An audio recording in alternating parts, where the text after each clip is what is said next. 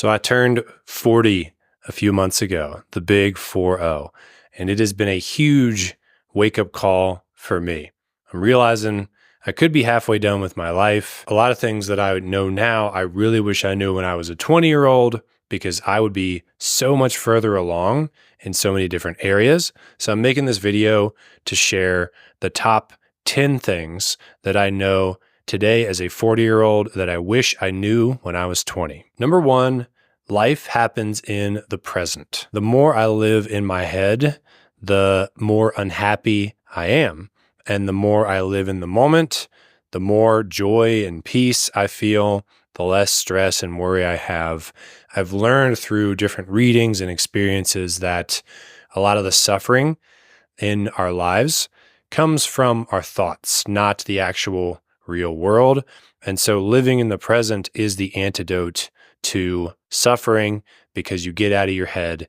And I just feel like I'm soaking my life up a lot more when I live in the present instead of just thinking about stuff all day long. Number two, family is everything. My wife and my girls are like the bedrock of my life. They matter to me far more than anything else. And just I've realized that that's where the true joy is coming from in my life, is from them. And the more time I put towards growing my relationships with my girls, with my wife, the better life gets. I've never been more fulfilled than I am being a dad of two little girls. They are 1 and 4 years old. Obviously, it's a handful, but man, it's the best thing I've ever done. And I wish I would have known just how amazing this was when I was 20, because, honestly, up until I was in my 30s, I didn't even know if I wanted to have kids. Now, knowing what I know, I would have definitely wanted to do this and probably started planning for it way earlier. Number three, real friends are rare.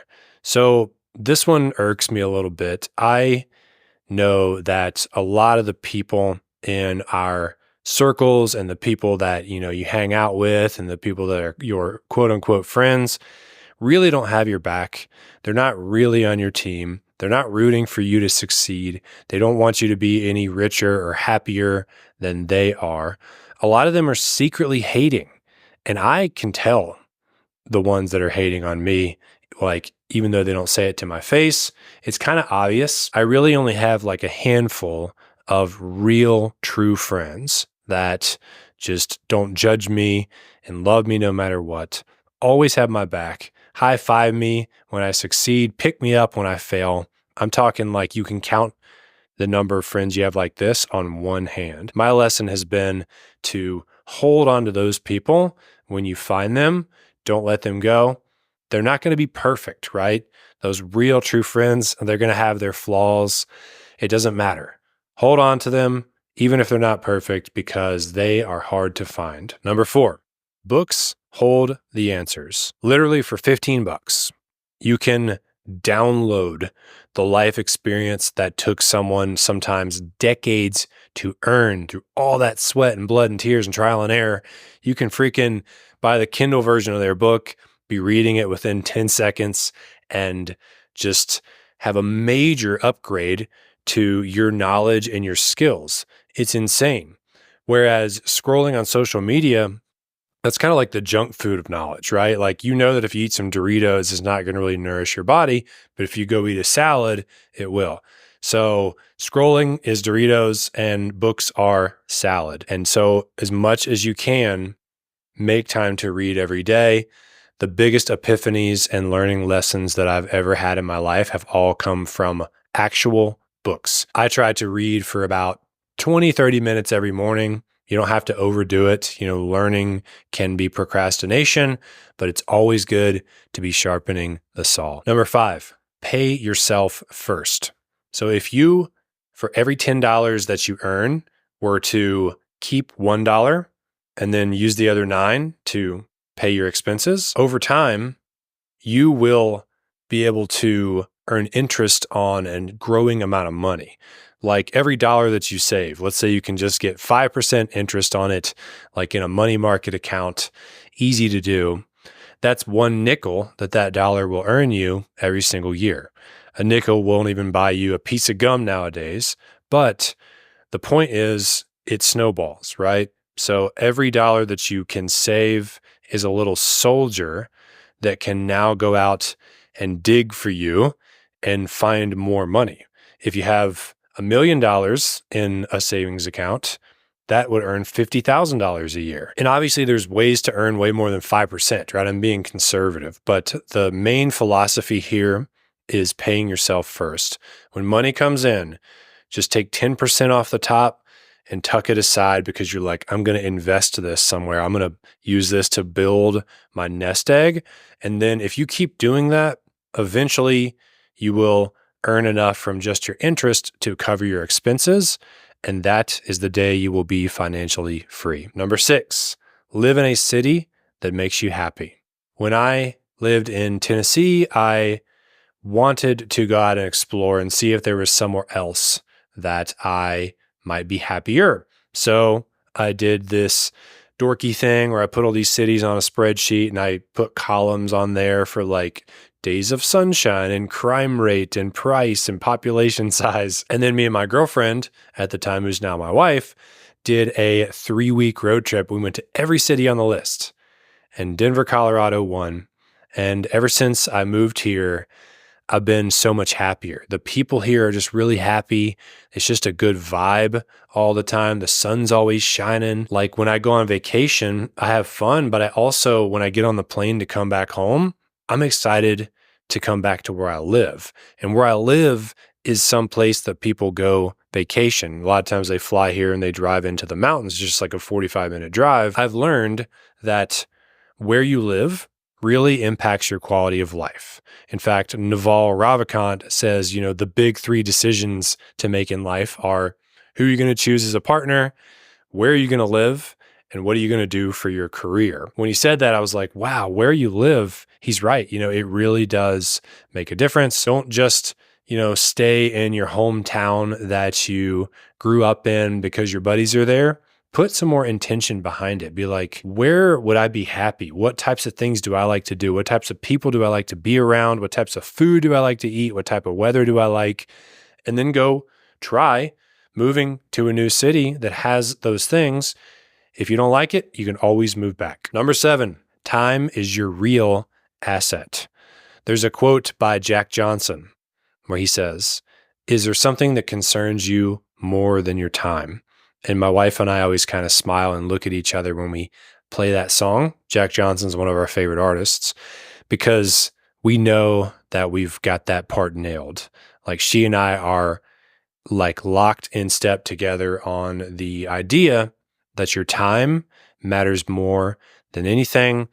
And to create this sort of bubble that you get to live in where you're not sitting in rush hour traffic and being jerked around in 10 different directions and sort of missing out on connecting with each other every day. That is the real thing you want to focus on. You want to say, what's the lifestyle on a day-to-day basis that I would want to live? I'd want to wake up and drink coffee and read my book, and I'd want to help people for a living. Like you got to get real clear on what's like your perfect day and what does that cost? And then work backwards to earning that amount in such a way that does not violate the terms of the perfect day. So you can't go sit in a cubicle for 40 hours a week if your perfect day is to be home with your kids. You might have to do it for a little while, but you got to work yourself out of that into a new reality with your time being your number one priority. Think about it. Money is this thing that there's trillions of dollars or whatever. The government keeps printing more. I heard a stat like there's trillions of dollars that are changing hands every single day. It's like this super abundant resource. Whereas time is something that you're born with this much and every day it goes ting, ting, ting, ting, ting, right? Like time is running out. You can't really buy more. I mean, you could try to be healthier and live longer, but it might only add a little bit. You have to like switch your mindset to be like, holy shit, time is my real asset and I'm going to guard it with my life and I'm going to optimize my life so that I have as much of it as possible that I can control. Number 8, build a personal brand. If you're watching this, you probably want a lifestyle where you get to be a creator, right? I don't know if you want to be a YouTuber or a coach or an author or a musician or an artist. The problem with that goal is that you need eyeballs on your work in order to earn a living. It's really hard to be a successful creator or an artist that gets to create whatever they want and follow their muse without eyeballs. Like, I want to write children's books, but I don't have enough of a personal brand to make that pivot. I would drop the income that I have in my coaching business and I'd be screwed. I also want to record an album, like acoustic guitar, singing kind of album. Again, it's not a good idea for me right now. If I had a huge personal brand and I could drive eyeballs to my children's books, to my songs, I could probably get, publishing deals for my books. That would allow me even more creative freedom, because the personal brand is just attention. It's just eyeballs. And if I had known this back in, let's say 2016, 2017, when I first got started as a coach, oh my gosh, it would have been so easy to have a huge following by now, but I don't. And so I'm scrambling to catch up. So the more you can build an audience for the work that you like to do, the more you can get paid and the more your creativity can expand to other things, because you'll have a group of loyal people that care enough about what you're working on to show those things too. Number 9, eat more vegetables. I went through this phase where I had all these health problems like eczema and digestive issues and fatigue. The thing that saved me was eating a lot more vegetables, a lot more high nutrient plant foods. All that cleared up and I always feel great now. I have lots of energy. I hardly ever get sick. Maybe once every couple of years, I'll catch a cold or something. I really wish I would have told my 20-year-old self that, who was just, damaging my body with alcohol and fried chicken. And, I just didn't know anything about health back then. My best hack for eating more plants is starting my days with a massive green smoothie. I put spinach, carrot, celery, strawberry, blueberry, banana, peanut butter, avocado, plant-based protein, and some kind of plant milk. And then I blend it all up in a Vitamix, and that thing's 1,000 calories. It's packed with protein, healthy fats, lots of nutrition.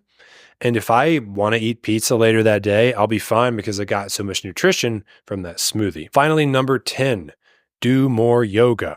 I just got done doing a yoga class right before this video. Yoga has saved me, man. It's not just a form of exercise. It does help you with cardio and strength to some degree. But the cool thing is that it also helps you with your mental health. I just feel a lot more grounded and centered as a person when I do yoga 2 or 3 times per week. Other forms of exercise do make me feel good, but not quite as good as yoga does from a holistic, all-encompassing perspective. And so I just know I'm going to be doing yoga until my final days. It is so amazing. And it has just saved so many people who are hurt and they're inflexible and they're in pain. And then they find yoga and it just changes their life, saves their life. I've heard so many stories like that. And I'm one of them as well. And so I wish I would have known this. I didn't really discover yoga until I was probably in my late 20s, early 30s. And I know I'll be doing it from here on. Now, I would like to hear from you. What do you think I left out? What are some of your best pieces of life wisdom that you wish you could tell your younger self? I don't care how old you are. Drop a comment down below.